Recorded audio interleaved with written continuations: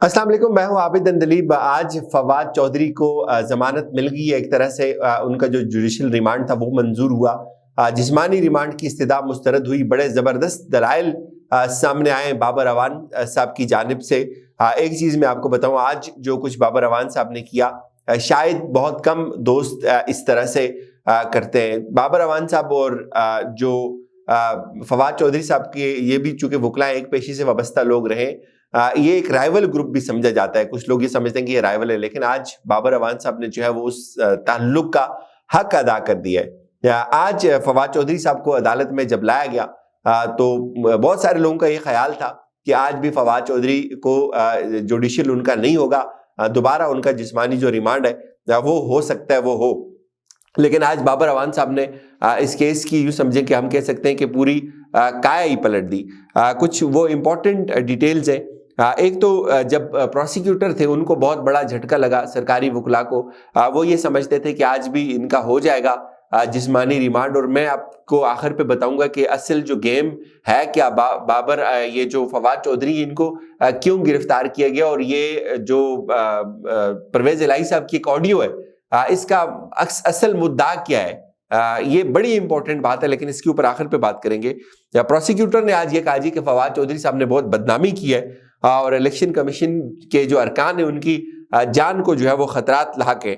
लिहाजा हमारी इस्तिदा है कि इनका जो मजीद जिस्मानी रिमांड जो है वो होना चाहिए। तो वो जो रीज़न दे रहे थे जिस्मानी रिमांड की, वो कह रहे थे कि हमने इनका जो है वो जो इनकी जो बातें उसकी वॉइस मैचिंग करवानी है, और फिर जो है वो फोटोग्राफिक मीटर टेस्ट जो है वो लाहौर से होता है। चूंकि हर इस तरह की गिरफ्तारी के ऊपर पुलिस ये ज़रूर कहती है कि हमने एक टेस्ट करवाना है, इसके लिए हमें जिस्मानी रिमांड दिया जाए।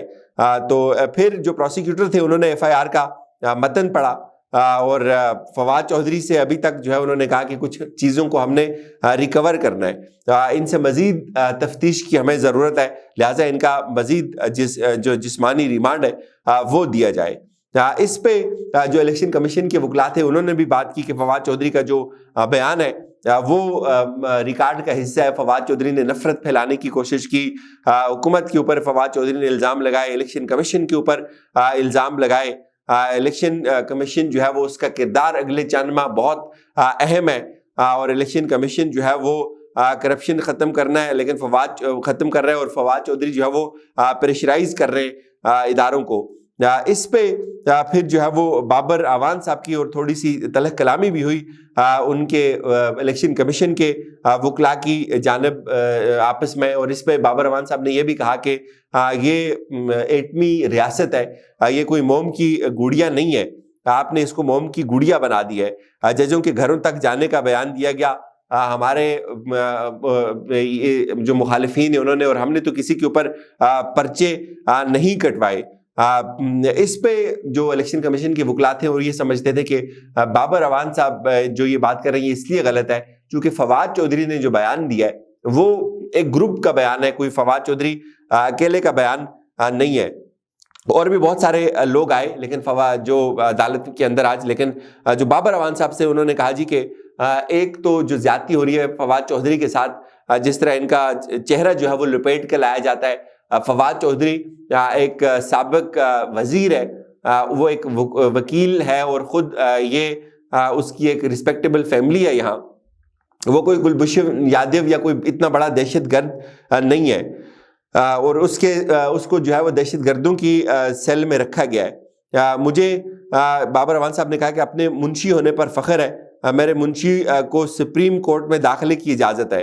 मालूम नहीं कि मुंशी से प्रोसिक्यूशन को इतनी चिढ़ क्यों होती है। इलेक्शन कमीशन कोई वफाकी हुकूमत नहीं और ना ही कौमी असम्बली है। फिर बाबर अवान साहब ने यह भी कहा कि फवाद फौजदारी कार्रवाई करने वाला सेक्रेटरी इलेक्शन कमीशन क्या शफाफ इंतखाबात करवाएगा। पाकिस्तान में बड़ी जेल बनाकर सबको फिर ऐसा कर लें कि कैदियों में शुमार कर लें। यहाँ अरबों खरबों रुपए की लूट मार होती है, जजेस के ऊपर भी इस तरह की बातें होती रही, कोई भी नहीं बोला। प्रोसिक्यूशन कहती है कि मजीद मुलजमान को ढूंढना है। पुलिस जिसको पकड़ती है कहती है कि लाहौर में बैठे एक शख्स का नाम ले लो, यानी कि इमरान खान के ऊपर सारी चीज़ें डाली जाएं। इस पे जो बाबर अवान साहब थे उन्होंने मजीद कहा کوئی ایک بھی شہری جو فواد چودھری جیسی سوچ رکھتا ہے تو پھر آپ اس کو بھی اٹھا کر بند کر دیں. اور یہ ان کی جو ٹیکنیکل استدعا کہ ہم نے وائس کی فزیکل میچنگ کروانی ہے تو یہ تو آج 5ویں کلاس کا طالب علم بھی کر سکتا ہے. پروسیکیوشن کو ایک نام چاہیے اور وہ ہے نام عمران خان کا. آپ ان کی پوری کوشش یہ ہے کہ یہ کوئی بھی تحریک انصاف کا رکن اگر کوئی بیان دیتا ہے تو یہ اس کو عمران خان کے ساتھ جوڑیں. جج صاحب نے پھر یہ کہا کہ آپ تھوڑا مختصر کریں.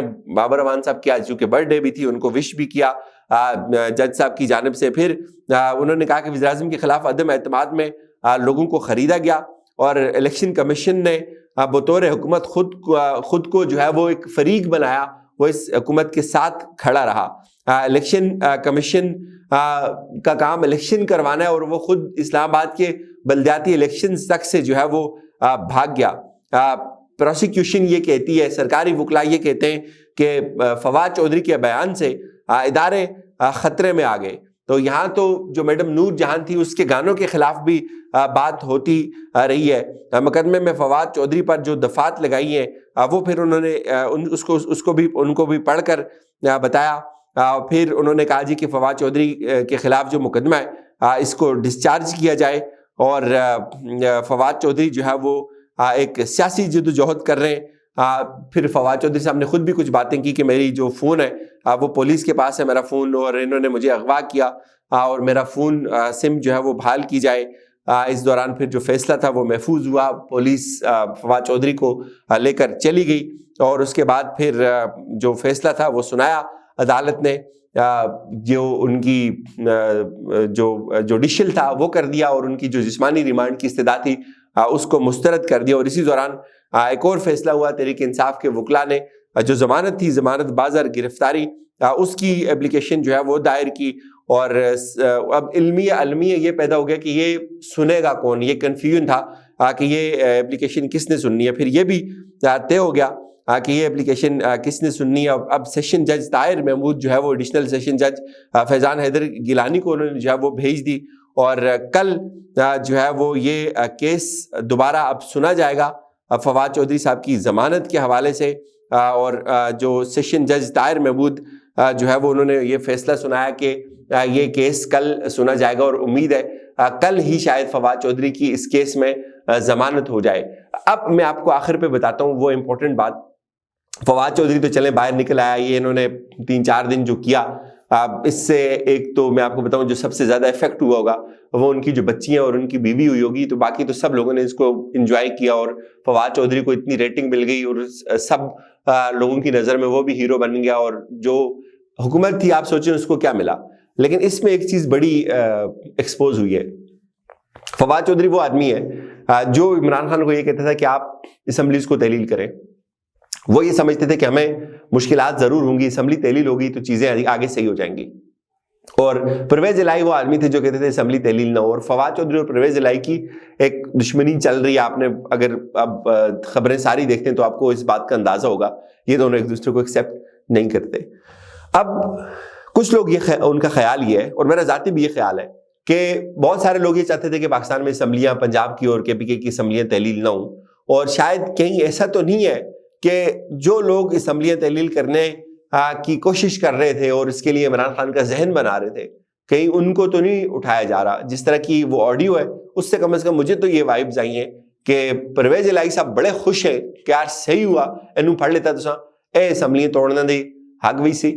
تو جس طرح سے وہ لگ رہا ہے نا کہ ایک پلینڈ ہے کہ یار اچھا ہو گیا کہ اس کو آپ نے رگڑا ہے, اس نے جو ہے وہ اسمبلیاں توڑوائی تھی. اور وہ ان کو بڑا صدمہ ہے, ان کے اندر بڑا جو ہے وہ دکھ ہے کہ یار اسمبلیاں جو ہے فواد چودھری نے توڑوائی ہوئی تھی اور ایکسپوز ہوئے ہیں چودھری برادران. یہاں ایک دفعہ پھر اجازت دیجیے, اپنا خیال رکھیے گا. خدا حافظ.